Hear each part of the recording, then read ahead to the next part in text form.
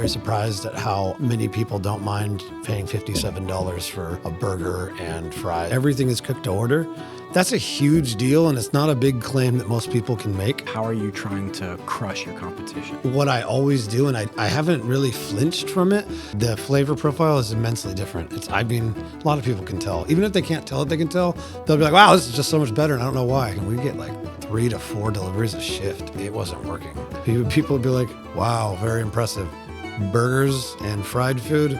Never heard of that before. And, I guess that had ended up being a competition crusher. I would tell somebody to not be scared away by the fact that it's saturated right now. If you have an idea and you think you can do it well, don't be discouraged.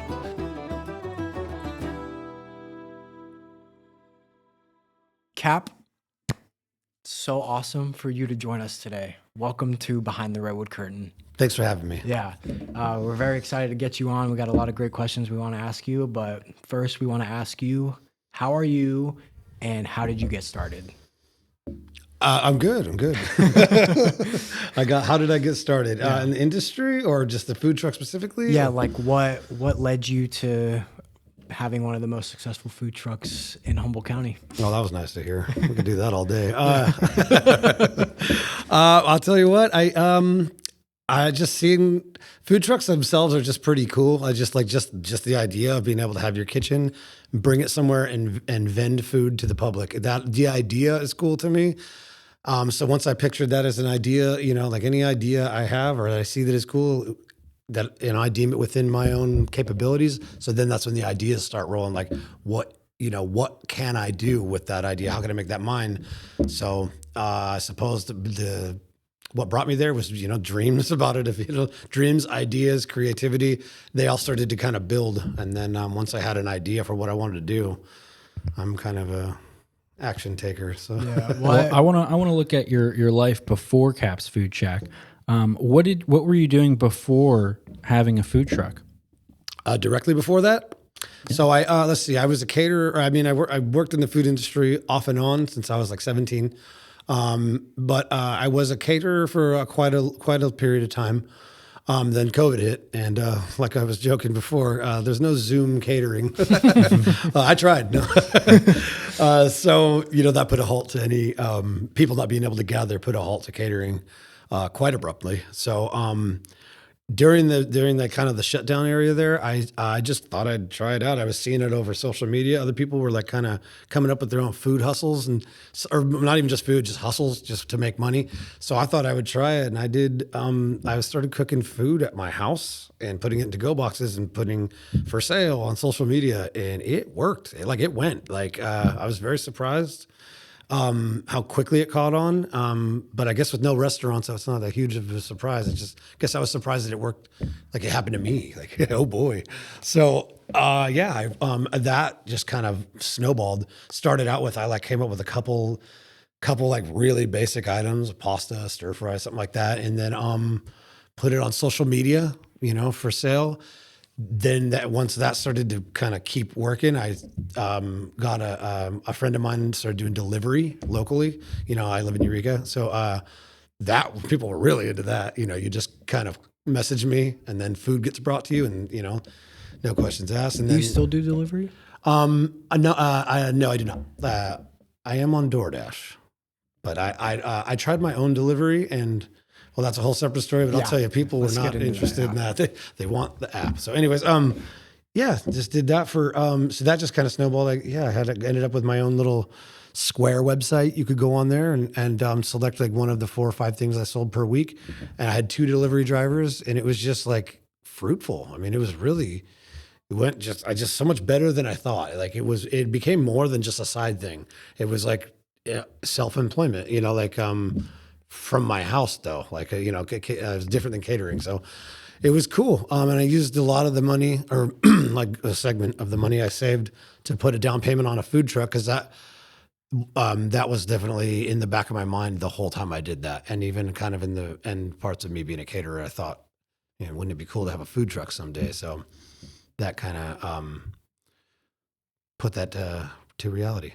What were some of the struggles with running a food service out of like your house. Oh boy. And then we can get into this DoorDash Okay. debacle. Yeah. Debacle. Yeah, that's one way of putting it. There were a vast array of struggles. One being my kitchen is the size of a cardboard box. Everything's cooked to order. I don't have any major kitchen equipment at the time, so cooked to order. So basically, the idea of being busy for that was very different than being busy at a restaurant per se, or even a food truck. The orders I had it capped at like I think 4 per hour. Or maybe no, I'm sorry, I had that wrong. It was 4 for a 15-minute interval, so I could do I think 16 an hour, something close to that. I had to cap it because basically you couldn't do like a traditional lunch rush. You couldn't just have everybody be hungry at noon and 9 people order at the same time because I had all delivery. So it's like the drivers couldn't do. I had to like space it out to where it could be. That was a struggle. Did you not have a cap on it at first, and then you were like, "Oh my God, this is cooked," and then you implemented the cap? No, I mean, I'll be honest on that one. I think I got to take the credit, or at least me and my driver at the time, she caught on to that. She was like, "We should do this before." I mean, not saying it didn't get a little, even with the cap, sometimes when that cap fills up, then the next one fills up because it was time slot windows they could order. So I'd be making them and I'm looking up and I'm like, oh, the next one's full. Oh, the next one's full. I'm like, so I better not overcook anything or forget, it's just like, it's very, very specific and very kind of a rough situation, or it could have been. It was fun, but yeah. So that was one, the kitchen being small. The time slot windows because it's all delivery. Let's see.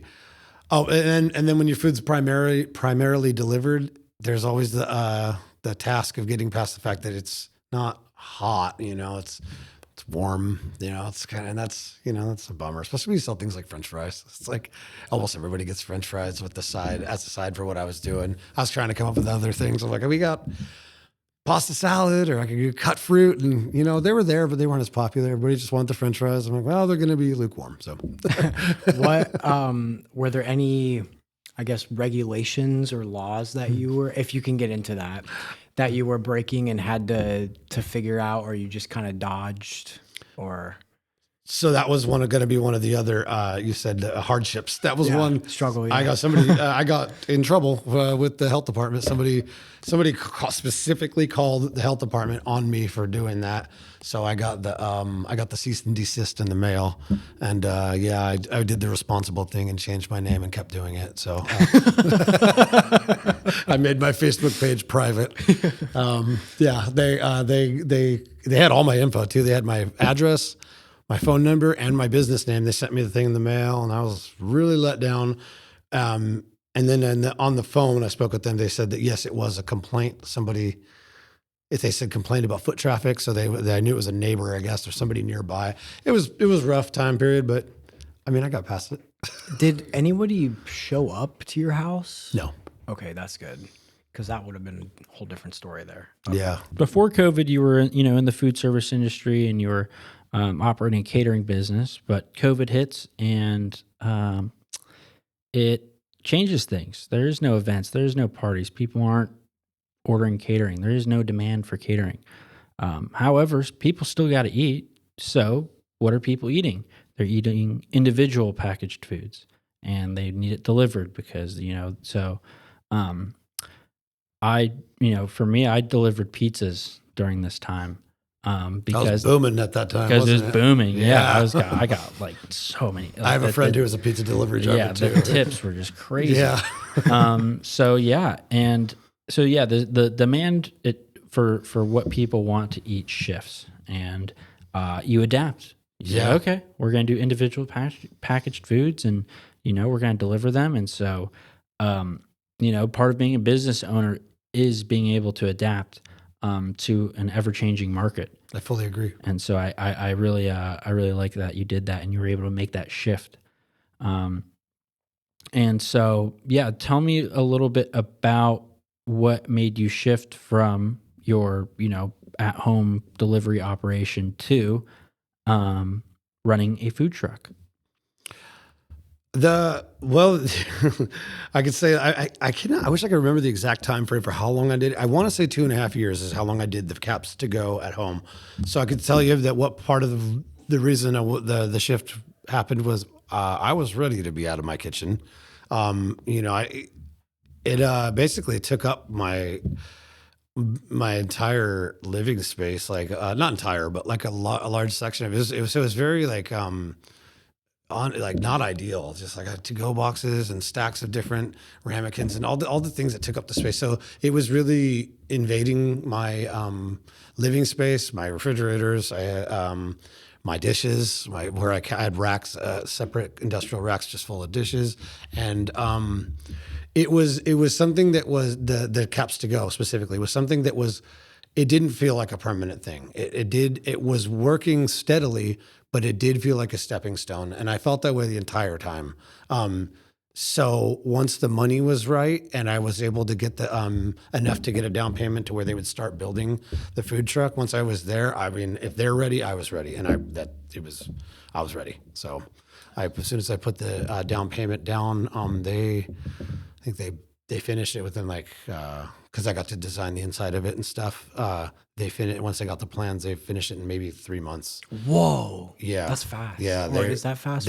I mean, to me, that's fast. That thing, it's a house. It's like it's like a whole. You have a really cool truck. Thank you. I love just my seeing the truck, yeah. outside. I haven't been, but I've seen it around town. And I'm like, that's a cool like design. I like that, the Irish theme. That's exactly what I was going for. I just wanted it to be like fun to look at.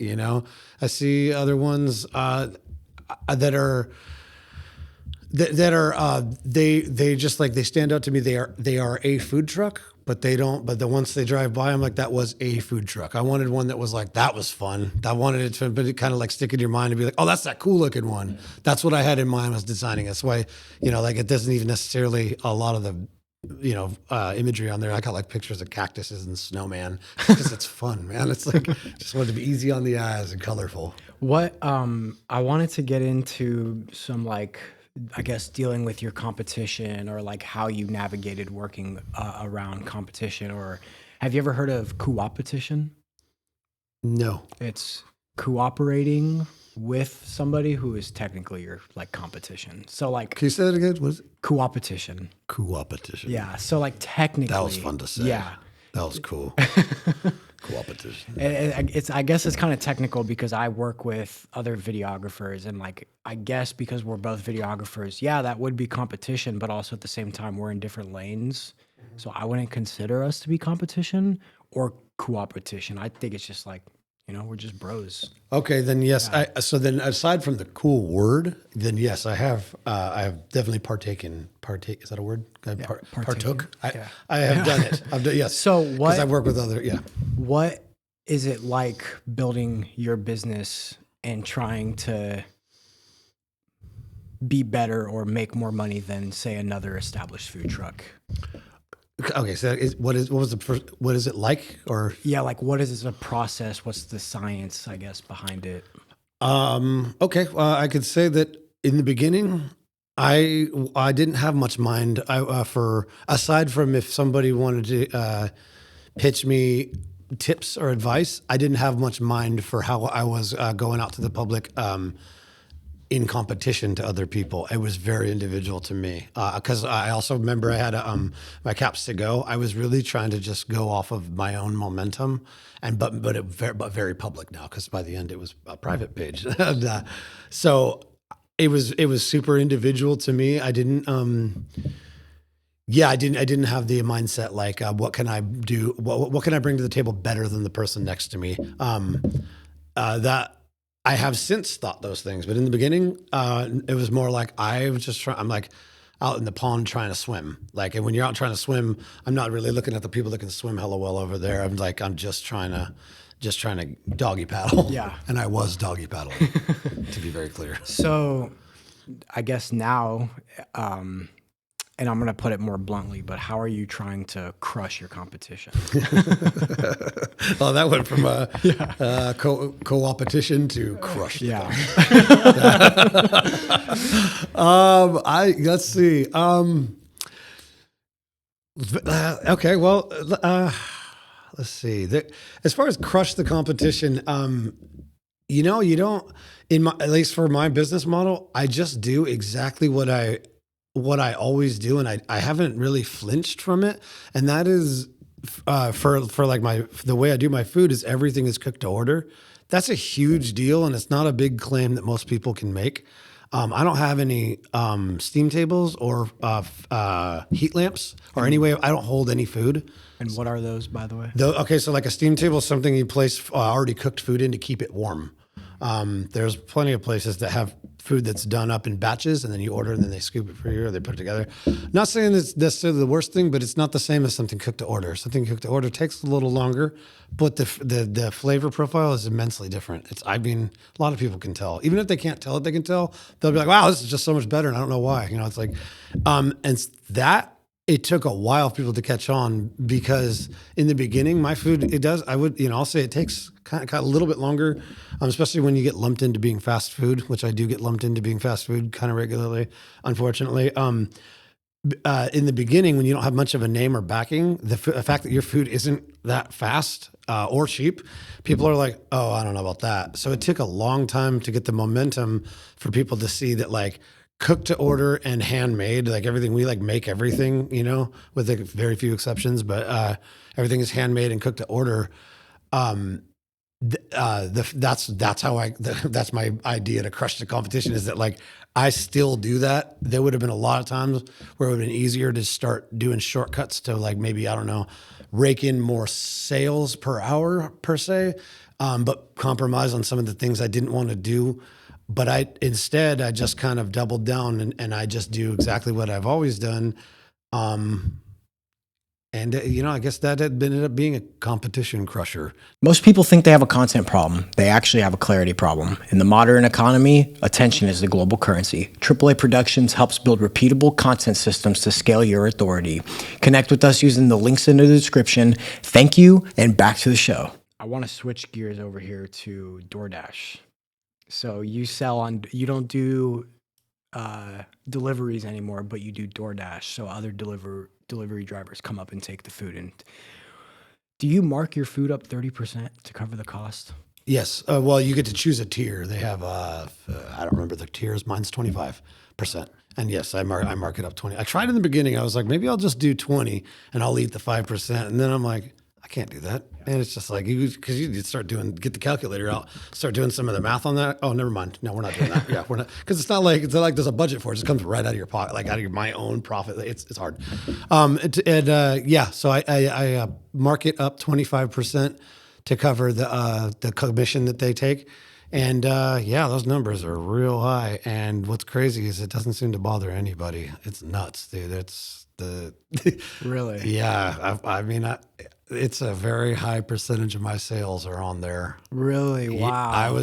Because I was really against DoorDash for a year, like, I don't know, maybe a year and a half of the beginning of it. I was like, I'm not doing that. I don't want to do that. It's not a local anything. And then, of course, I assumed that since my last business, I had delivery drivers. I'm like, well, we'll just do that. But then what happened is I was just paying a delivery driver to stand around, and we'd get like 3 to 4 deliveries a shift. It wasn't working. So then we tried to even do like maybe just one of the people working can also be a delivery driver. So we'll just keep an extra cook. That wasn't working. It was just people. And we tried everything. I tried like doing days where the delivery was free. It was and I think I just lost that competition. I got crushed in that competition because people love the simplicity of opening up the app and clicking a few buttons and then setting their phone down. And in a few minutes, the food's there. Like that was a learning experience for me. I was very surprised at how many people don't mind paying $57 for a burger and fries and like a appetizer. Like $57. Yeah, that's crazy. It's nuts.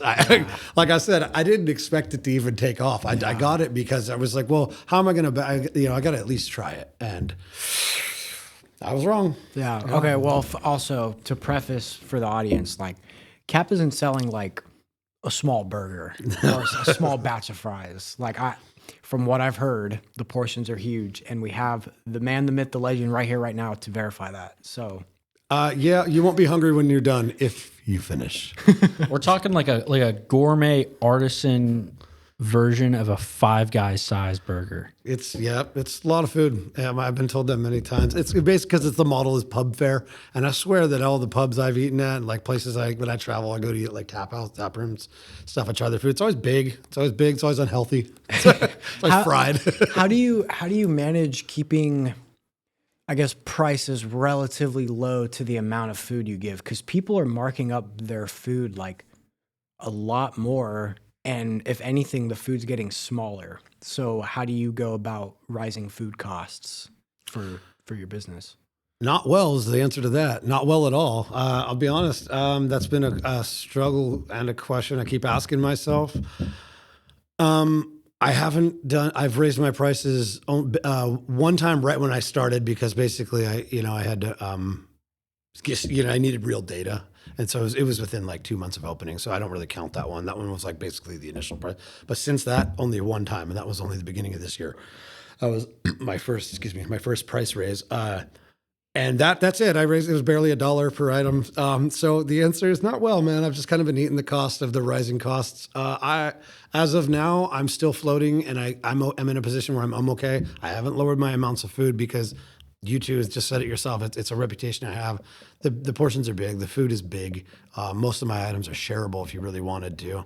I won't be changing that.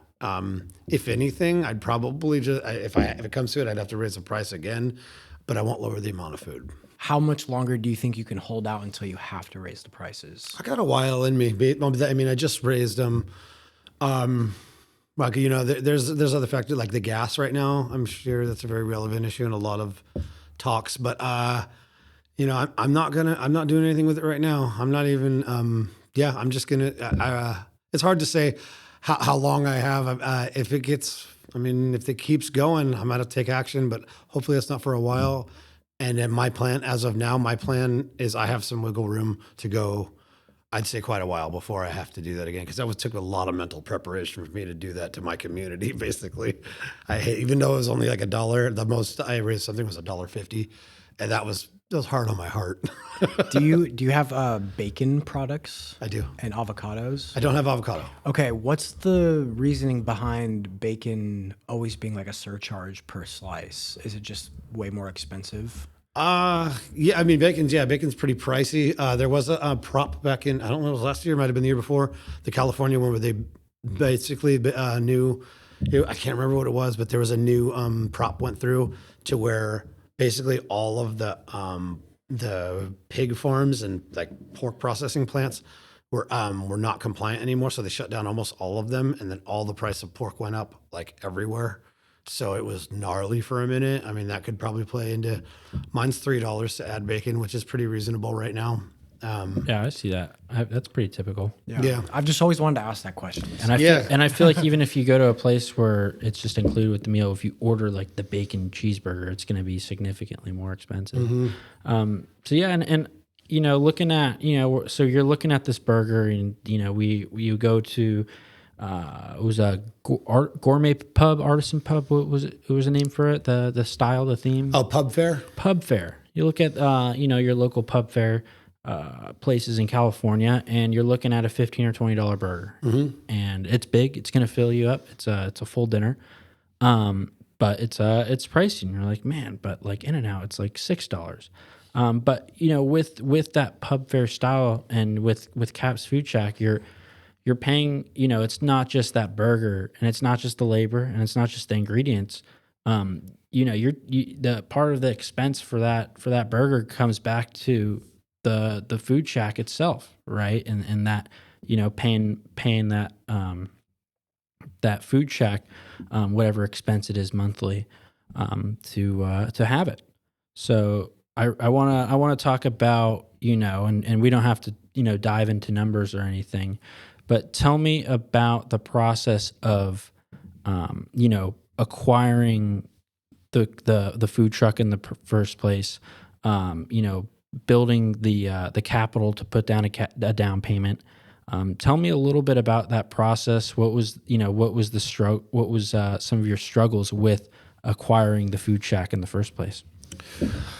Well, I mean, first and foremost, saving up enough money to put down is, I mean, it's hard for anybody, you know, like a down payment on a home, it's like that, down payment on a car, down payment on even just sometimes when you get a personal loan, like you go out to get one, they want like this much down or to get a certain.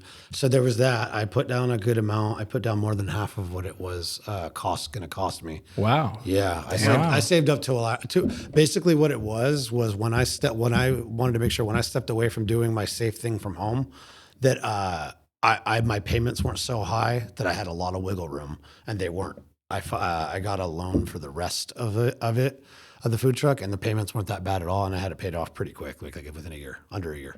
Did you finance with a bank? Bank. Yep. Okay, I got cool. a bank loan through the bank I was at the time, which I am no longer with. But yeah, I got yeah, I don't remember what the interest rate was, but it wasn't that bad, especially since I think it was a year. It might have been a 2-year loan, but I paid like, you know, more, so that I didn't end up paying the amount that it projects, like a bunch of interest. Yeah, yeah. I skipped a bunch of it Totally. because if that was my goal, was that if I started out and it was doing well, then I'm every bit I don't need to live off of, I'm going to get this thing paid off as quick as I can. It was kind of a frugal lifestyle, to be honest. It wasn't, you know, the most glamorous, but it worked. Yeah, you're just trying to get out of the hole as quick as you can so Yeah. that you can, you know, own it outright. I think I've got it paid off in like 9 months. I want to say 10 months, maybe. something like that. Wow. So you when you finance it, you put a down payment on the shack, and it's over 50%, and within the year you pay back the rest. The bank must love you. Yeah. I mean, they got less interest from me. You're actually Oh, that's true. They didn't get as much. you're But actually considered a deadbeat if you pay off your credit cards on time. And yeah. That's anything. where I'm at. The bank doesn't get anything from me. I'm taking money from them. Same here. And so you get out quick, and you ultimately prove that you can, you know, operate a business, operate cash flow, look at the numbers. People go to business school for 4 or 5 years, and they come out and they still don't understand this, you know, and these principles, and they, you know, they're doing, you know, you look at the financing at, you know, some of our, you know, top business graduates in our country do, and I'm like, I can't believe like they're approving that loan, because it's like, you know, so, you know, but I you know, I look at you and I'm like, man, cap is a good investment. You know, like if I was like, I know I'm getting my money back here. And so, yeah, I think that, you know, lenders are going to look favorably upon you because of, you know, that proof. The proof is in the pudding, and you did it, you know, like no higher educational experience. And so that brings me to my question. Do you need a college degree to run and own a business? No. I like it. Yeah. Tell me a little bit how, you know, you were able to just kind of figure it out right off the bat, and yeah, tell me a bit about your process of, you know, looking at the numbers, changing your prices. You know, what was it, analyzing finances something that came easy to you? No, I'm not gonna. Yeah, I'm not gonna pretend that at all. It was kind of difficult. A lot of going back over things with a calculator because I forgot to add in this and I forgot to add in that, and it's like, oh no, you only get that much if you sell this many. So it was a lot, quite a lonely and long process for me, but or like more like hyper focused, I guess, for a little while. But yeah, I mean, as far as like the hurry to get the food truck paid off, my ultimate goal was that, like, if you don't have a payment to pay off, like then you get more profit. And I was in a hurry to start turning more profit for myself, so I used that as like a something to look towards, like a light at the end of the tunnel. And I feel like it was just kind of wasn't just a like business mind. I also was fortunate too that like it was popular enough in the beginning that I was able to make the payments and stuff like that. So there was that, you know, it wasn't just that I had a mastermind plan. It was that, you know, people were buying it steadily enough to where, cause I was prepared for, you know, you prepare for the worst, you know, like you might have to, I don't know, start pulling money from whatever little savings I had to make payments on the, you know, thing. And I didn't. So yeah, I had sales enough in the beginning to do that, and I'm fortunate. Do you have plans to expand your fleet of vehicles? I sort of. I roll back and forth in my brain a lot about the issue really is with Cap's Food Shack is that it's like there's two ways of being successful in a food truck that I've learned the hard way. And that is, everybody based on one's popularity, everybody really wants me to be part of their event. And I'll be honest, in the summer, I probably in my messenger and email, I turned down about 4 events a week for the whole summer.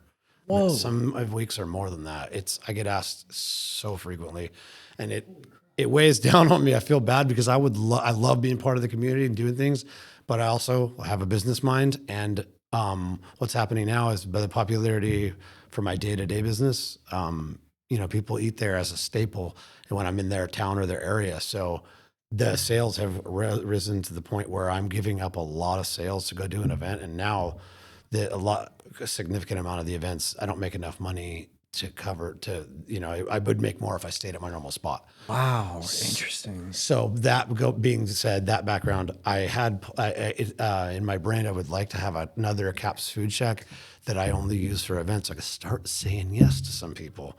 And it would be only for events. It wouldn't be open like another location somewhere. It would be the event one. Well, I'll bet the bank will totally let you. They'll totally take that on. By the way, I'm interested in this because that's a lot of what we do here at the Small Business Development Center. Is we help people, get loans for like a food truck. And so, we do our best. Most of our clients are, they're able to pay it back, and they're able to make their payments. But what you just told me is I'm like, whoa, dude, I might get you in as a client. I don't think he needs it. Yeah, that's the thing is I don't think you'd need it, but we're going to definitely talk after this because I think there is a few things that you might be interested in. All right. Advisor. Yeah. And so he's like, nah, you guys. Yeah, and the cool part about us is we're free. We do free advising, so it's you get to work with an advisor and you don't have to pay anything. Interesting. So yeah, we'll talk about that after. But that is why I'm kind of interested in the financing and I just love that story. It's really fascinating, and I admire that. I like your style. I like that you were like, oh, I'm gonna put a huge down payment so that I don't have to make big payments.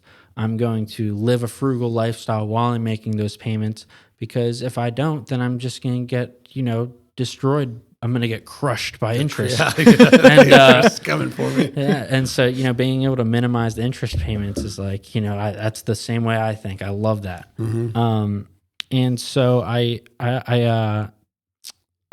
very interested in the potential of having acquiring another food shack.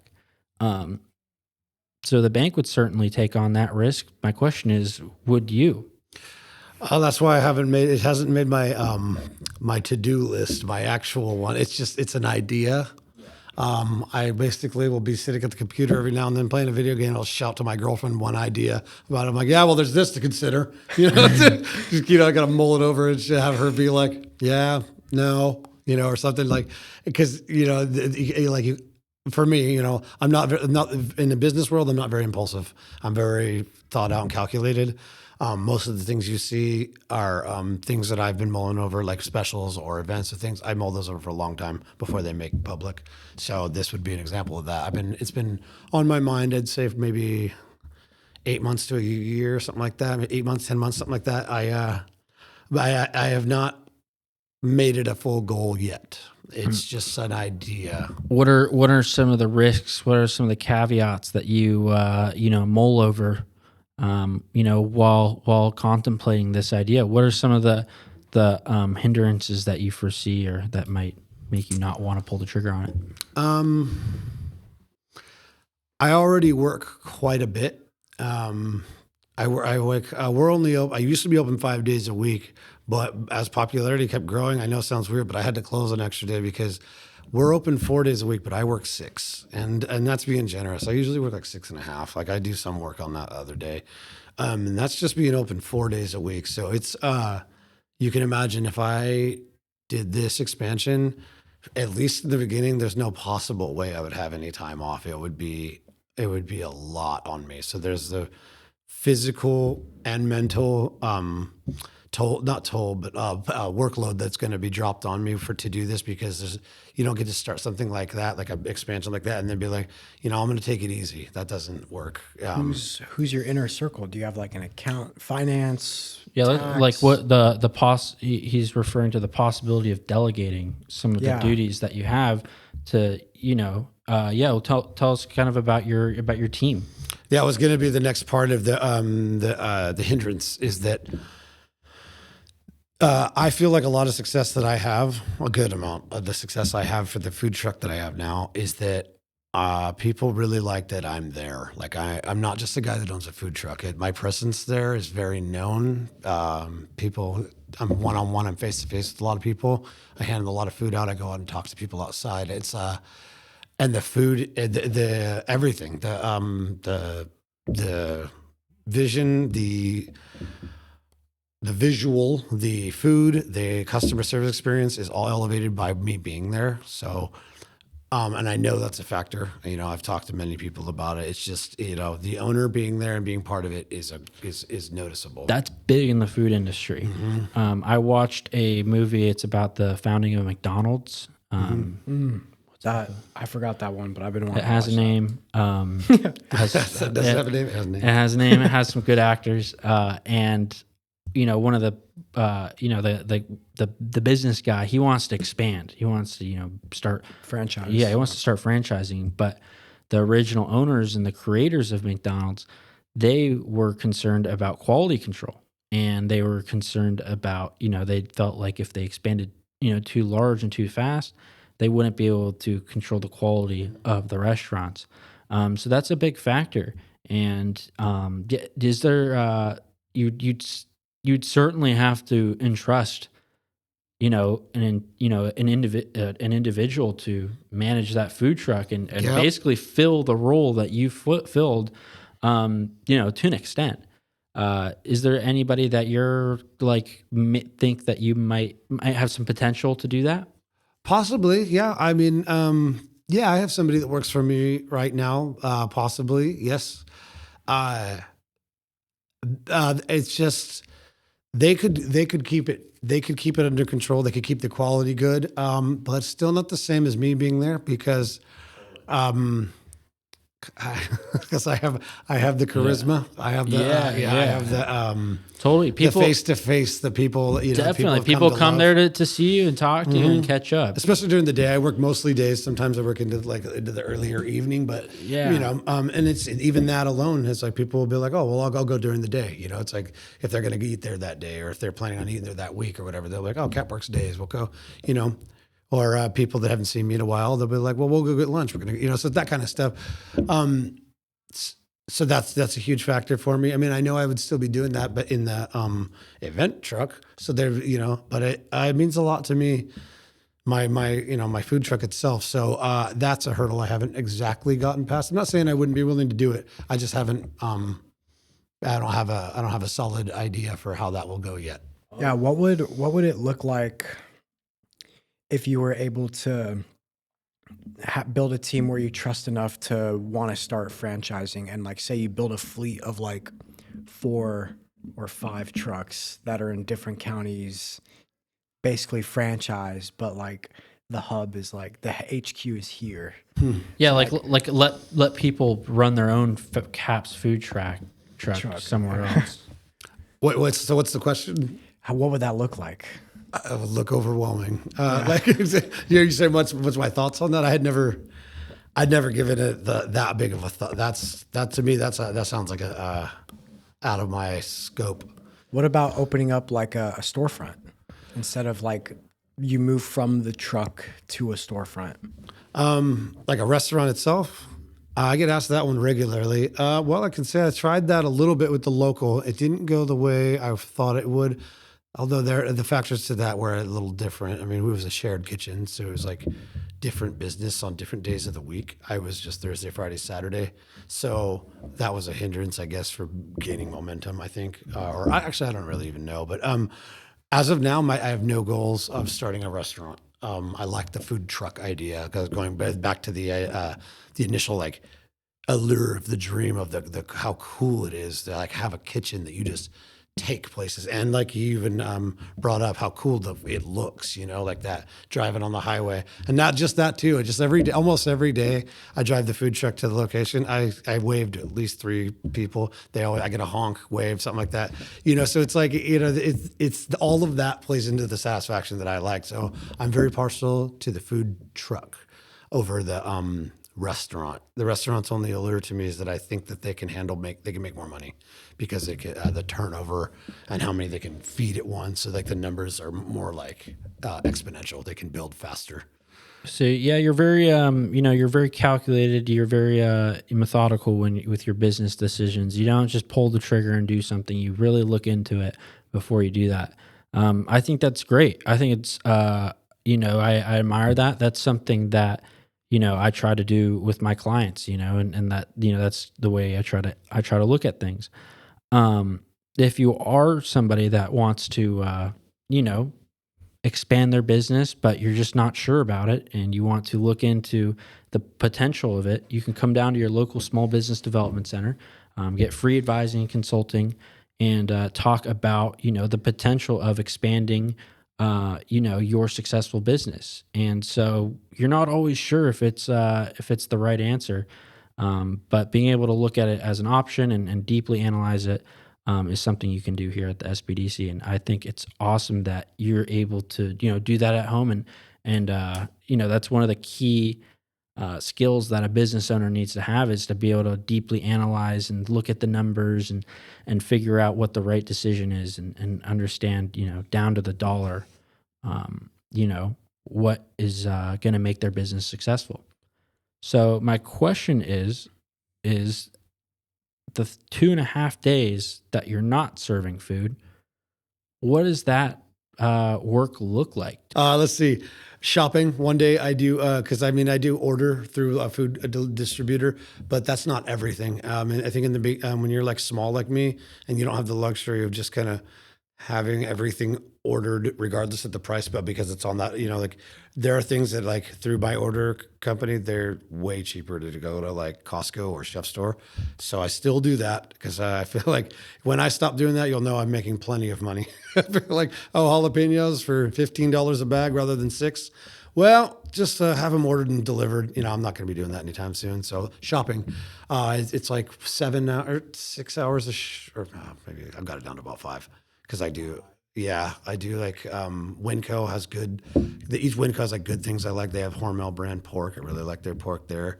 They have it in the size I want, so I get pork from there. I do Costco, and then I also do Chef Store. And then every now and then I was like other like things I have to add into there too. But that makes sense. I'm that same way. I have my things at Costco that I like. Like I like their. I get my ground beef there. I get the 91%, 9%. So, they have 8812.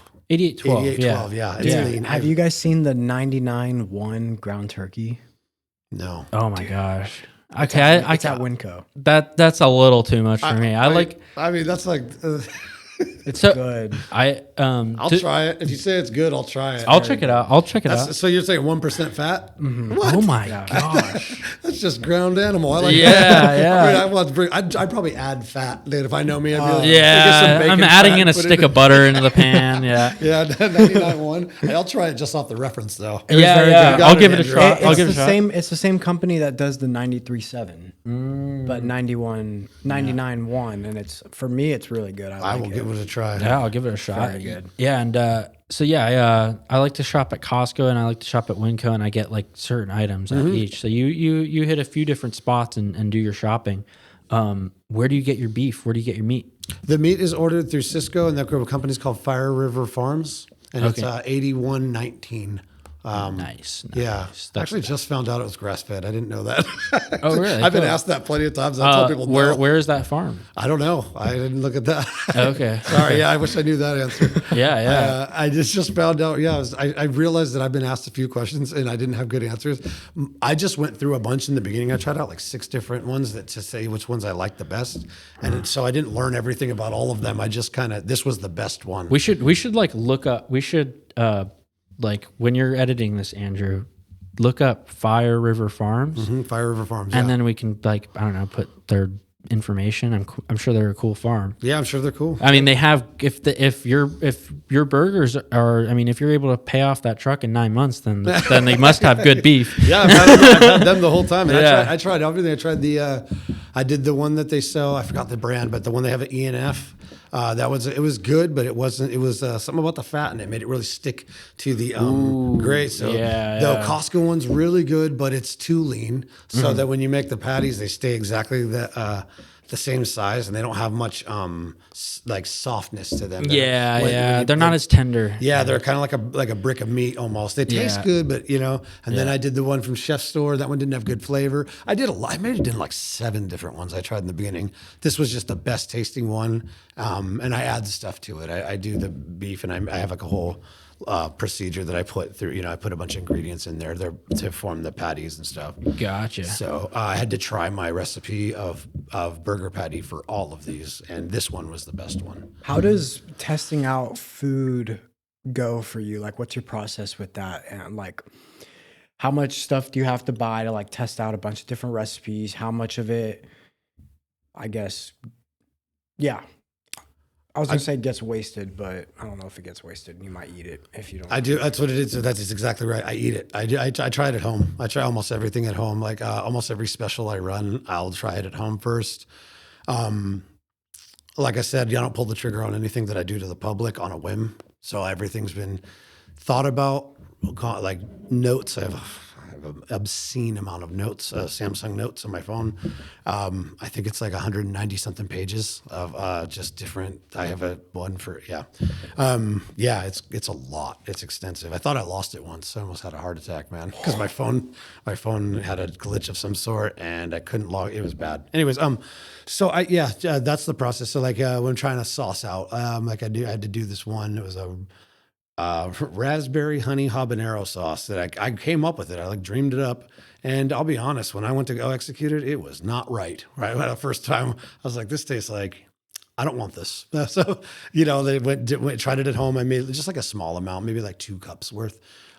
Give it a try. And then one of the secrets of that, make the sauce, let it sit for a day, put it in the fridge. Cause some of those things, they gotta, like bloom, like garlic stuff, herbs, some. So, that's what the process goes. I'll make it at home, like maybe do a dinner or a lunch. Sometimes I just make it to try it. I'll feed like my girlfriend on, maybe a friend, my brother, something like that. That's kind of, it becomes like a more social thing. Give it a try. If I like it, if it passes the test, basically I'll run it as a special. As far as brand new products put on the food truck, I haven't had very many. I kind of had those already when I started. Is there anything that's on your permanent menu now that got on as a special? Any walk-ons on the sports team? Anything that crushes the competition? No. No. Because I rotate specials, I do them every week, and I do 2 to 3 a week. There's never been, like, even though I've had specials that were so popular, that's like you might consider putting it on the menu. I just don't, because it's like I'll just bring it back again. And plus the hype. What's that? The hype. The anticipation, exactly. Yeah. My menu is all of the crowd favorites from when I did Caps to Go. All of these are the highest selling, most demanded items. The legacy. Yep. These are all, and I used numbers to do it. I went back through Square and looked. Yeah. Yeah. So you don't have any special items that turn into permanent menu items. Do you have a secret menu? I do not. Oh. I do not. Let's see. I'm trying to think here. All right. How about this? I've got like some, like you go eat somewhere that has specials and I'm sorry to anybody that hears this and, but sometimes you go to eat somewhere their special is just a mishmash of shit that's on the menu. They'll be like burger special, jalapenos, blue cheese. I'm like, don't you already have those? I'm like, that's really impressive. You really went outside the box there. So, well, I just only say that because I try so hard on my specials. My specials are things like made up of things that I make a special meat sauce, buy a special bun, a different process for it. It'll be something we don't normally have, like poppers. I don't know, like all these things I try so hard on. So now that being said, I do have ones that I call cop out specials that are kind of within the stuff that's already there.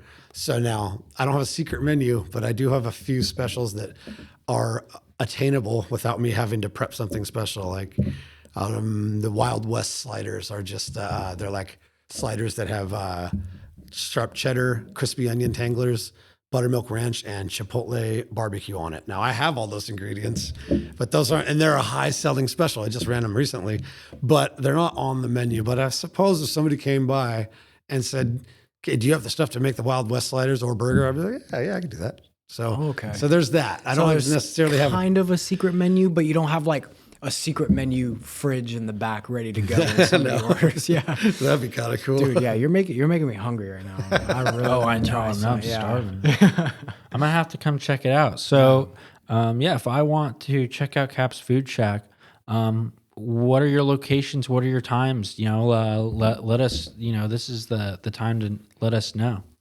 Okay, I do. And this schedule took a while to get to. I tell you, a lot of trial and error. But we do 2 days in Eureka, 1 day in Fortuna, 1 day in McKinleyville. So Wednesday we're in Eureka, in front of Creations Auto Body on Broadway, and we're there 11 a.m. to 8 p.m. Thursday we're in Eureka. We're at Creations Auto Body on Broadway in Eureka from 11 a.m. to 3:30 p.m. Then this is the only day we change locations. We pack up there and we go to Humboldt Cider Company right there on Hubbard Lane, right off of Myrtle. Then we park in front of their tap room there from 4:30 to 9. And that one's really busy. People really like it there. And then Fridays we're in Fortuna, outside of Fortuna Wheel and Break, 12 p.m. to 8 p.m. And then Saturday we do Bigfoot Tap Room in McKinleyville, 12 p.m. to 9 p.m. Dude, you guys got to come to Arcata. I've been told this before. Now, here's the problem. Remember when I said trial and error, emphasis on the error.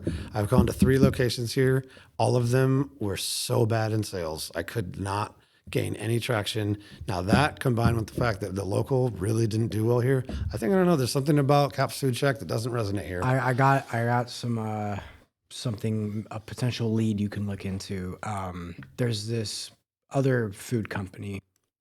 I'm going to bleep it, but they've been to Cal Poly. Dude, I used to work in one of the restaurants where they park right next to, always empty when they're parked right there. So maybe if you can talk to them and maybe get a spot there. Because I think why it would work is kids are looking for something more than what they usually get. So like if you bring that variety, which you do, I think that'll be pretty good. And this was on the campus? Yeah. I do remember them being there. I remember their posts. Yeah. Okay. Yeah, that's a good lead. I'm not in the market to change my locations at all right now, but I do have goals someday to be open 5 days a week. Right now that would involve me working 7 days a week. Are you interested in starting a small business? We've had the opportunity to interview dozens of local entrepreneurs behind the Redwood Curtain. You can reach out to your local small business development center to receive free one-on-one advising today. Back to the show. I want to get into our rapid fire round here before we wrap up. Okay. So true, false. There's 5 of them this time, not 10. And you will answer either true, false, or skip. No explanations until after the 5 statements. Understood. All right. Ready to get crushed? Adequately. Starting a food business is easy. False. You work less now more than before. False. Weekends are make or break. True. Social media helps your business a lot. True. You'd start another business again. Very true. Okay. Anything you'd like to touch back on? Oh, I didn't quite understand the make or break. Does that say, are you saying being open on weekends is make or break, or? Maybe like to get caught up for the week. Working weekends is a make or break, or like working on that 5th or 6th day is make or break to the success of the business. Yeah. Yeah. Then did I say true? Yes. Okay. Yeah, I was gonna say because if you want to open a business and you don't want, but you say I don't do weekends, you. Well, you said you do 6.5 days, so that sounds like weekends. But to you're me. not open. No. I'm open 4, but I work like one of the, like I was saying earlier, I do the shopping, takes up a lot of it. Then putting the food away is another couple hours. Then the food truck has its own process of like, you got to like take all the stuff from the specials out last week, you discard it or utilize it somewhere else, rotate it all to get to write out the new specials on the board. That kind of stuff. There's like a lot of presenting the food truck to be ready again after 4 days of sales. How long does it take to clean? About 3, or let's see, the nightly tasks, it's about 1.5 hours of cleaning in the trailer and 1.5 hours of dishes between 2 people. So there's 2 people that go do the closing. And then I do a weekly deep cleaning, which is about a 4-hour time slot. That's when he does things like clean the fryer, scrub the floors, and detail the charbroiler and do the hood vents and stuff like that. The stuff you can't really do while we're open. So yeah, it's a 4-hour block once a week, and then like collectively 3 hours of closing per night. I'd say we've got it. It was longer in the beginning. I mean, like I said, we didn't. Yeah. I wanted to know if you had any advice for other entrepreneurs trying to get into the game, like who are like in school but aren't really finding their way, or anybody who's thinking about getting into the food game. Like, is there still room for somebody to enter the food service out here? Okay, so I can comment only on the food truck game because I would call myself inexperienced in opening anything else. And honestly, 3 years in, a lot of people would call that brand new still. So I like to preface everything by that, because I have been asked something similar to this before. I like to preface it by saying I don't want to sound like I'm trying passing out wisdom super early, but since you asked, yes, I think there is room if somebody wants. Yeah, there's room. The food truck market is getting saturated. It is. That's a real thing. People told me that in the beginning. I ignored them, but that's okay. Look at you now. Look at me now. You crushed them all. Yeah, they've been crushed. So yes, I think there's room. And especially I would say that because of my personal experience with it. My personal experience with it is, if I told you on paper what I was going to sell, people would be like, wow, very impressive. Burgers and fried food, never heard of that before. And that is what I sell on paper. But it wasn't the on paper or it wasn't the what's that called? Like the business presentation that PowerPoint that I gave you. That's not what sold anything. It was my consistency. It was the fact that I stuck to my guns, and it was the fact that I had the idea for a little bit elevated delivery of how I do it all, like the cook to order, fresh this, fresh that, that kind of stuff. So because I utilized my own personal ideas and momentum with that I would tell somebody to not be scared away by the fact that it's saturated right now. If you have an idea and you think you can do it well, don't be discouraged. Especially like if somebody wanted to open like a